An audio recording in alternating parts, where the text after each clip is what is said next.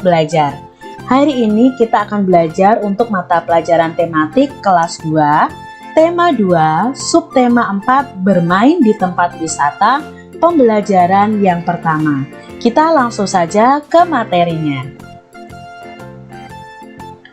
Benny bersama teman-temannya sudah sampai di pantai. Bu guru bersama siswa bercengkrama. Jadi Benny bersama teman-temannya sedang berwisata di pantai. Nah, kalian bisa lihat Benny dan teman-temannya sedang bermain layang-layang. Ada percakapan antara bu guru dan Benny serta teman-temannya. Anak-anak, kita sekarang sudah di lingkungan pantai. Bagaimana perasaan kalian? Tanya bu guru. Lalu Benny menjawab, kami sangat senang, Bu. Sekarang silahkan bermain dulu, tetapi tidak boleh jauh-jauh. Paham anak-anak? Kata bu guru. Paham, Bu, jawab para siswa. Bu, saya ingin bermain layang-layang, kata Benny. Lalu bu guru, boleh Benny. Kalau kami ingin menulis-nulis di pasir, Bu, kata Lani. Silahkan, tetapi ingat, jangan terlalu dekat dengan tepi pantai ya. Siswa bersama-sama menjawab, baik Bu. Sebelum bermain, Ibu mau bertanya, benda apa saja yang ada di pantai? Tanya bu guru. Lalu Dayu menjawab adik-adik, ada kapal, pancingan, keranjang ikan, jaring, pelampung, dan sampan, Bu. Lalu Mei menjawab, ada pasir, batu, air, dan kerang, Bu. Udin juga menjawab, balon dan layang-layang, Bu. Bu guru berkata, pintar anak-anak ibu semua. Beri tepuk tangan untuk kita semuanya. Nah, ini adalah percakapan antara bu guru dengan Benny serta teman-teman satu kelasnya. Mari kita jawab pertanyaan berikut sesuai isi teks percakapan tadi. Bagaimana perasaan siswa ketika sampai di pantai? Ya, mereka merasa senang. Siapa yang ingin bermain layang-layang? Ya, Benny yang ingin bermain layang-layang. Apa yang ingin dilakukan Lani? Ya, Lani ingin menulis-nulis di pasir pantai. Apa yang ditanyakan bu guru kepada siswa? Ya, bu guru bertanya benda apa saja yang ada di pantai. Apa saja benda yang ada di pantai?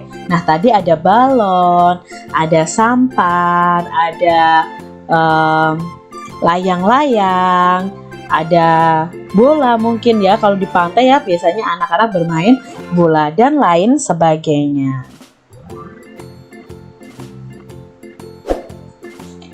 Anak-anak, saat kalian membaca percakapan tadi, apakah ada tanda baca? Nah, kita akan belajar tentang tanda baca nih. Apa saja tanda bacanya? Nah, dalam percakapan tadi Kak Citra menemukan tanda tanya. Nah, ini ya, ada tanda tanya seperti ini.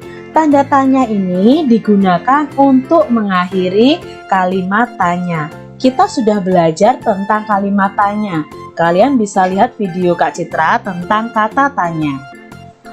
Lalu di percakapan tadi juga ada tanda titik. Nah, ini ya tanda titik di akhir kalimat. Itu digunakan untuk mengakhiri kalimat berita.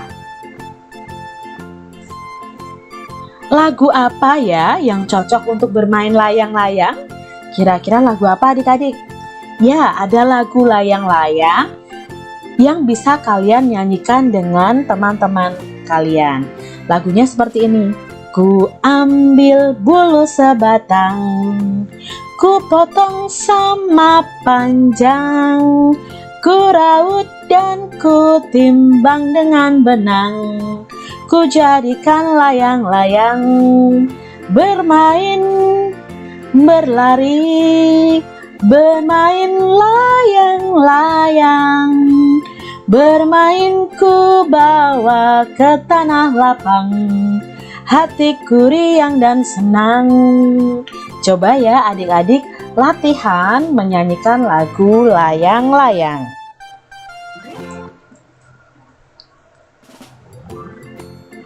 Mari kita baca percakapan antara Benny dan Siti yang sedang menghitung layang-layang. Aku pernah membaca tentang membagi dengan bilangan 1, kata Siti. Lalu Benny berkata, "Bagaimana hasilnya?" Siti juga bertanya, "Bagaimana kalau kita coba?" "Wah, ide yang bagus," kata Benny. Lalu mereka mencoba adik-adik. Nah, kita kan sedang menghitung layang-layang. Di tanganku sudah ada 6 layang-layang. Kalau aku bagikan 6 layang-layang kepada Benny, berapa banyak layang-layang yang Benny terima? Langsung kita buktikan ya. Berarti 6 layang-layang dibagi ke 1 orang. Maka Benny akan mendapatkan 6 layang-layang. Kalau begitu, suatu bilangan jika dibagi 1, hasilnya adalah bilangan itu sendiri adik-adik. Jadi bisa kita simpulkan, angka berapapun kalau dibagi 1, hasilnya adalah angka itu sendiri atau bilangan itu sendiri. Contoh, 20 dibagi 1 ya sama dengan 20. 7 dibagi 1 sama dengan 7. Contoh nih, bilangan berapapun jika dibagi dengan angka 1, maka hasilnya adalah angka itu sendiri. Kakek Benny memiliki 5 layang-layang. Layang-layang itu akan diberikan kepada Benny. Berapa banyak layang-layang yang diperoleh Benny? Nah, di sini ada 5 layang-layang adik-adik. Nah, semuanya diberikan hanya kepada Benny. Maka Benny akan mendapatkan berapa? Berarti di sini pembagiannya adalah 5 dibagi 1. Ingat ya tadi, angka berapapun dibagi 1 hasilnya angka itu sendiri. Maka hasilnya adalah 5. Itu KM-nya atau kalimat matematikanya. Kesimpulannya atau KJ-nya, jadi banyak layang-layang yang diperoleh Benny ada 5. Itu yang pembagian dengan angka 1.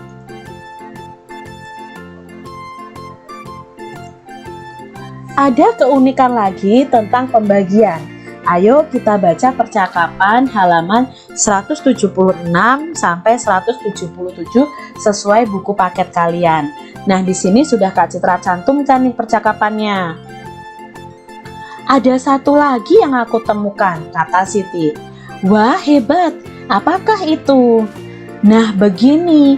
Tadi Benny punya 6 layang-layang. 6 layang-layang itu dibagikan ke 6 orang, yaitu aku, Mei, Dayu, Lani, Udin, dan Edo. Berapa layang-layang kami dapatkan masing-masing?" 6 dibagi 6, maka sama dengan 1. Masing-masing akan mendapatkan 1 layang-layang, kata Benny. "Benar sekali. Artinya, jika bilangan dibagi bilangan itu sendiri, hasilnya 1. Wah, Siti hebat ya. Nah, dari percakapan ini kita tahu adik-adik bahwa jika suatu bilangan dibagi dengan bilangan itu sendiri, hasilnya adalah 1. Contohnya 6 dibagi 6, hasilnya 1. 7 dibagi 7, hasilnya juga 1. 10 dibagi 10, hasilnya 1. Nah, di sini ya diingat-ingat, bilangan berapapun jika dibagi bilangan itu sendiri maka hasilnya adalah 1. 5 dibagi 5 1. Ini contohnya ya adik-adik ya. 6 bagi 6 1. 9 dibagi 9 sama dengan 1. Nah, di sini ada soal cerita. Tante Benny membeli 7 gulungan benang. Sampai di rumah benang tersebut dibagikan kepada 7 keponakannya. Berapa gulung benang yang diperoleh masing-masing keponakannya? Maka KM-nya adalah 7 dibagi 7. Karena 7 gulung benang dibagikan kepada 7 keponakannya, maka masing-masing anak mendapatkan 1 gulung benang. Jadi kalimat kesimpulannya adalah benang yang diperoleh masing-masing keponakannya ada 1 gulung. Coba kamu baca percakapan Lani dan Udin tentang pembagian. Lani berkata, ada 32 bingkai layang-layang yang akan dibagikan kepada 4 orang. Setiap orang mendapatkan bingkai sama banyak. Berapa banyak bingkai pada setiap orang? Maka kita bisa mengerjakannya dengan 32 dibagi 4. Ingat, untuk mencarinya bisa kita menggunakan pengurangan berulang sampai hasil akhirnya 0, atau menggunakan kebalikan dari pembagian yaitu perkalian. Nah, di sini Kak Citra memakai pengurangan sampai angka 0. Berarti 32 dikurangi 4 terus sampai hasilnya 0 ya. Sekarang 32 dikurangi 4, 28. Maka kita tulis lagi 28 dikurangi 4, 24. Belum 0 ya adik-adik ya. Lalu kita tulis lagi 24 dikurangi 4, 20. 20 dikurangi 4, 16. 16 dikurangi 4, 12. 12 dikurangi 4, 8. 8 dikurangi 4, 4. 4 dikurangi 4, 0 ya. Berarti di sini udah 0 adik-adik. Nah, kita hitung ada berapa kali pengurangan. Di sini ada 1, 2, 3, 4, 5, 6, 7, 8. Ada 8 kali pengurangan. Maka KM-nya adalah 32 dibagi 4. Lalu kita tulis nih pengurangannya secara mendatar. Berarti 32 dibagi 4 sama dengan 8. KJ-nya jadi banyak bingkai pada setiap orang ada 8. Nah, di sini Beni bisa menjawab dari pertanyaannya si Lani ini. Nah, ini jawaban Beni. Bentuk pembagiannya 32 dibagi 4 sama dengan 32 dikurangi 4, dikurangi 4, dikurangi 4, dikurangi 4, dikurangi 4, dikurangi 4, dikurangi 4, dikurangi 4 sama dengan 0. 32 dibagi 4 sama dengan 8. Jadi banyak bingkai pada setiap orang ada 8.